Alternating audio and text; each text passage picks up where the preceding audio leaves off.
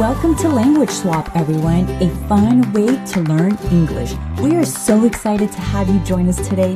Hey everyone, welcome back. I'm Alex. And I'm Sally.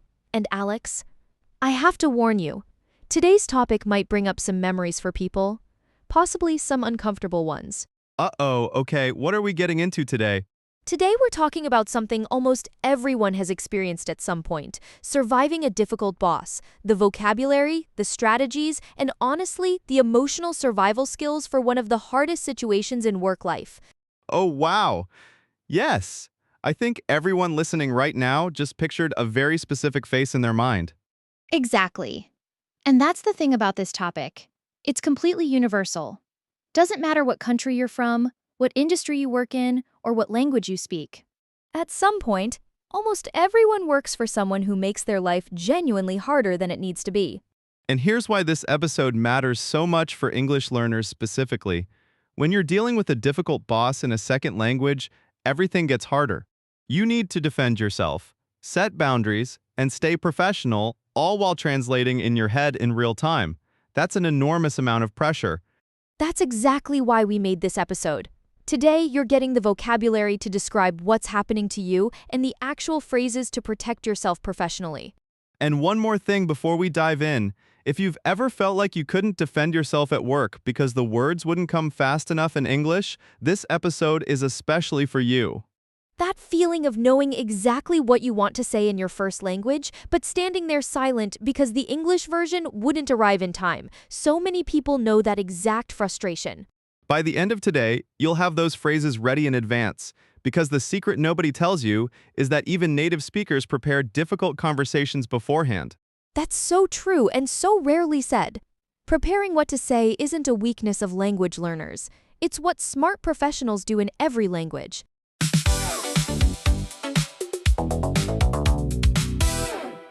Let's start with the vocabulary for describing difficult boss behaviors, because naming what's happening is genuinely the first step to dealing with it. Micromanager, probably the most common complaint in any workplace. A boss who controls every tiny detail of your work and never gives you space to actually do your job. My boss is such a micromanager, she wants to approve every single email before I send it. If you've lived this, you know exactly how exhausting it is. Breathing down my neck. A perfect expression for that feeling of constant, uncomfortable supervision. I can't focus with him breathing down my neck all day. The image is so physical, right? Someone standing so close behind you that you can literally feel them watching everything you do. Taking credit for my work, one of the most painful experiences in any job. When your boss presents your ideas, your effort, your results as their own. She took credit for my entire project in front of the executives. Just hearing that sentence makes my blood boil a little, honestly. Throwing me under the bus. Another essential expression. When someone, especially a boss, blames you publicly to protect themselves. When the project failed, he threw me under the bus in the meeting instead of taking responsibility. Such a vivid image for such a painful betrayal. Playing favorites when a boss treats certain employees clearly better than others, regardless of actual performance. It's obvious she plays favorites, the same two people get every opportunity. Moving the goalposts when the requirements keep changing so you can never actually succeed. Every time I meet the target, he moves the goalposts. That one deserves a pause because it describes something really specific and really damaging. You hit the goal, and suddenly the goal is different. You can never win by design. Now, I want to share a story here because I think it makes all this vocabulary real. This is about a friend of mine, an engineer, who moved to a new country for what looked like a dream job. I have a feeling I know where this is going. Her first boss there was on paper brilliant, respected in the industry, impressive resume, all of it. But from week one, he criticized everything she did and only her. Her accent in meetings, her emails, her code, which other engineers openly praised. Nothing was ever good enough, but only when it came from her.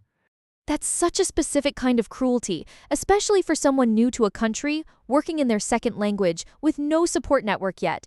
Exactly, and for months she thought the problem was her. She worked longer hours, she triple-checked everything, she barely slept. Until one day, a senior colleague pulled her aside quietly and said 5 words that changed everything for her. It's not you, it's him. Wow, Just hearing that gives me chills. Sometimes one sentence from the right person can completely reframe months of self-doubt. She told me later, I had spent so long asking what's wrong with me that I never stopped to ask what's wrong with this situation. That's such an important shift, and honestly, it's the emotional heart of this whole episode. Sometimes the problem genuinely isn't you. We'll come back to how her story ended a little later because it has a great ending. But first, let's get into the practical vocabulary for actually handling these situations. Let's start with documenting, because this is the single most important professional survival skill nobody teaches you. Keep a paper trail to save written records of everything: emails, messages, decisions, so you have proof if you ever need it. After that meeting, I started keeping a paper trail of every conversation. Get it in writing. When something important is said verbally, you politely confirm it by email. Can you send me that in writing so I make sure I understand correctly? This phrase is gold, honestly. It's completely professional, totally reasonable, and it protects you enormously. Follow up in an email. The classic technique: after a verbal conversation, you send a summary email. Just following up on our conversation today, here's what we agreed on. Notice how none of these phrases sound aggressive or paranoid. They sound organized and professional, which is exactly the point. And here's a specific tip for anyone working in their second language. Written communication is actually your advantage, not your weakness. Oh, that's such a good point. Explain that a little more. In a live conversation, a native speaker has the speed advantage, but in an email, you have time. You can check every word, make it precise, keep it professional. The playing field is completely level in writing. So the same documentation habit that protects you legally also happens to be the arena where your English is strongest. That's a beautiful double advantage, honestly. Now let's talk about boundary-setting phrases, because this is where language really becomes protection. I want to make sure I understand the priority here. A brilliant phrase for when your boss gives you too many urgent tasks at once. It forces them to choose without you sounding like you're complaining. With my current workload, I can deliver this by Friday. Does that work? Setting a realistic boundary while sounding completely cooperative? You're not saying no, you're saying when. I'd like to discuss this when we're both calm. For those moments when a boss raises their voice or gets aggressive, professional, firm, and it names the situation without escalating it. That phrase takes real courage to say honestly, especially in a second language, but it's one of the most powerful boundary statements in professional English. I don't feel comfortable with that.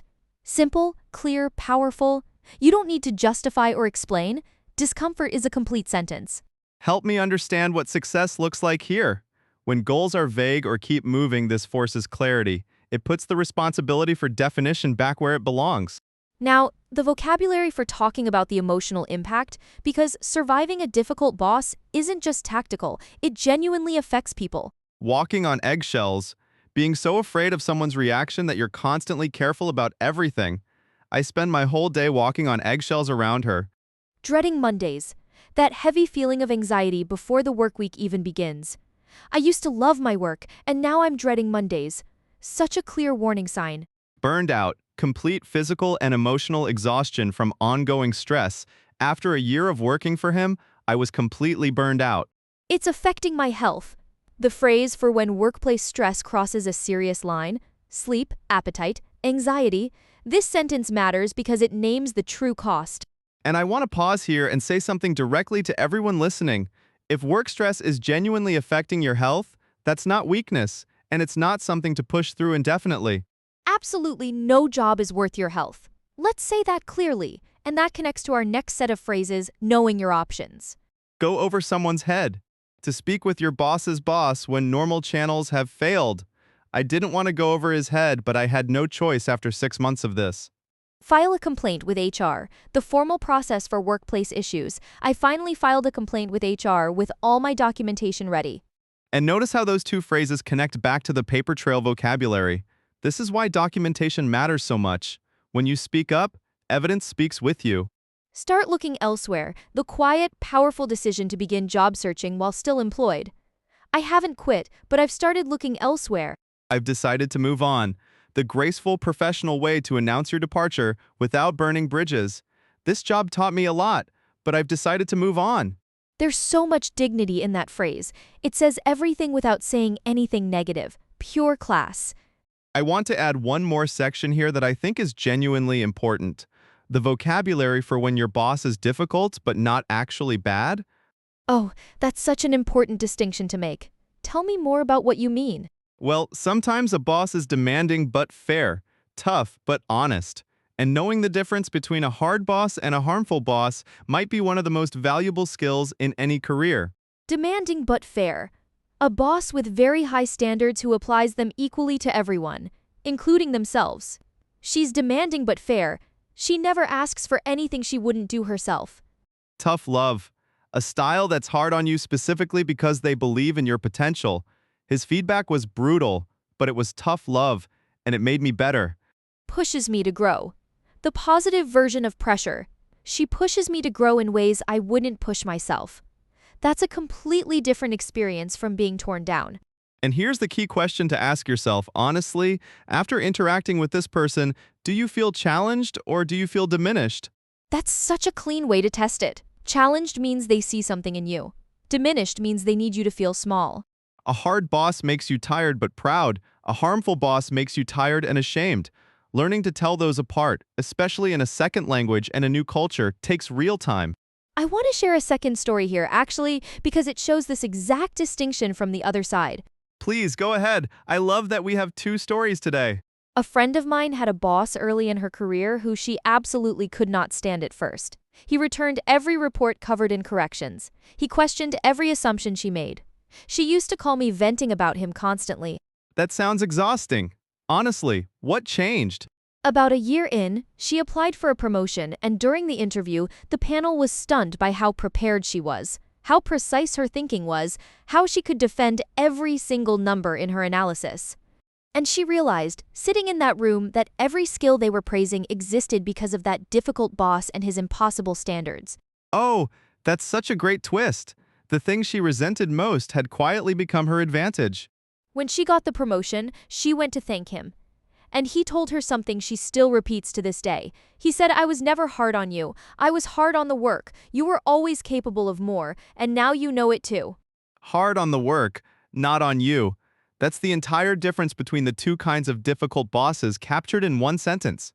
Exactly. The harmful boss attacks you. The demanding boss attacks the gap between your work and your potential. One shrinks you, the other stretches you. And to be completely clear for everyone listening, the first story we told today was about a harmful boss, and leaving was the right answer. This second story was a demanding one, and staying paid off. Both stories are true, and both endings were right. That's the honest, complicated reality of working life, and pretending it's simpler than that helps nobody. Which brings me back to my friend's story because I promised you the ending. Yes, please, tell us how it turned out for her. After that colleague told her, "It's not you, it's him," she made a quiet plan. She started keeping a paper trail of everything. She got her achievements in writing. She built her evidence calmly for months. And then she did something interesting.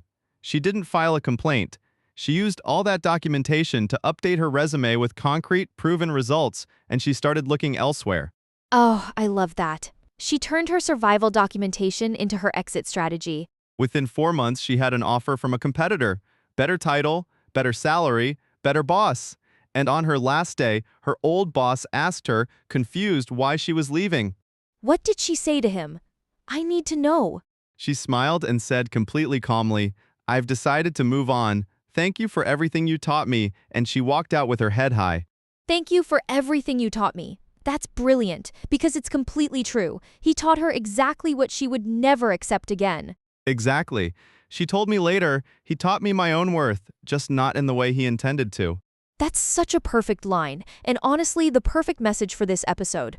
Sometimes the most difficult people in our lives end up teaching us our own value. And here's the bigger message we want to leave you with today. A difficult boss is a chapter, not your whole story. Every person listening to this has survived 100% of their hardest days so far. That track record matters, and it doesn't disappear just because one person at work can't see your value. And the skills you're building right now, documenting, setting boundaries, communicating under pressure in a second language, those skills travel with you to every job you'll ever have. The difficult boss stays behind. The strength you built surviving them comes with you forever. That's the trade nobody mentions, and it always ends in your favor eventually. The vocabulary you learn today isn't just about work. It's about knowing you deserve respect in any language, in any country, in any job. And if you're living this situation right now in a second language, far from home, what you're doing takes twice the strength most people will ever know. Don't let anyone make you forget that.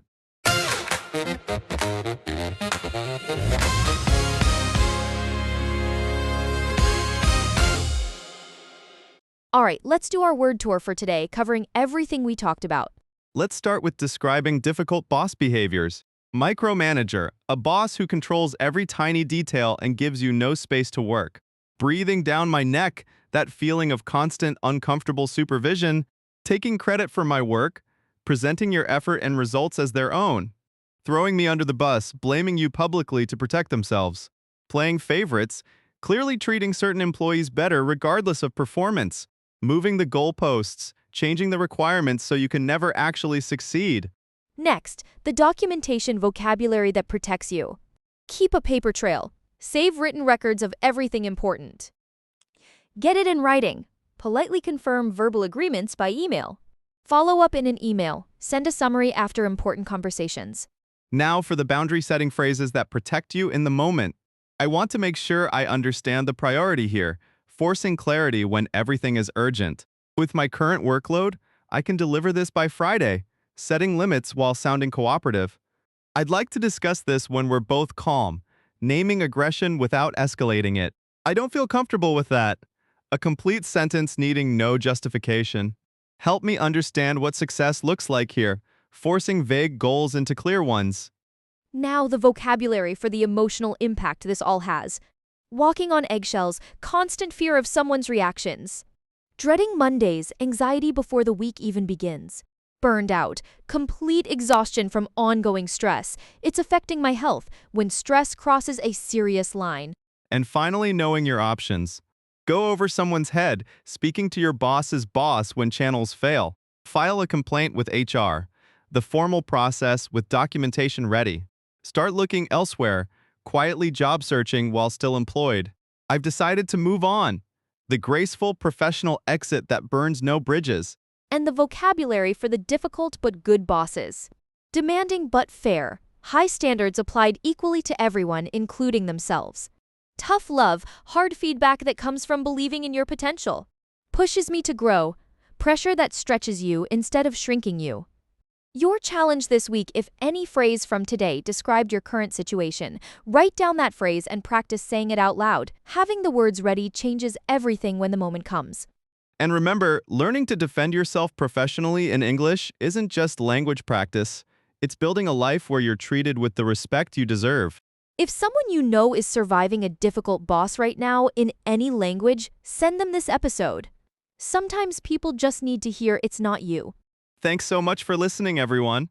Know your worth, keep your paper trail, and we'll see you in the next episode.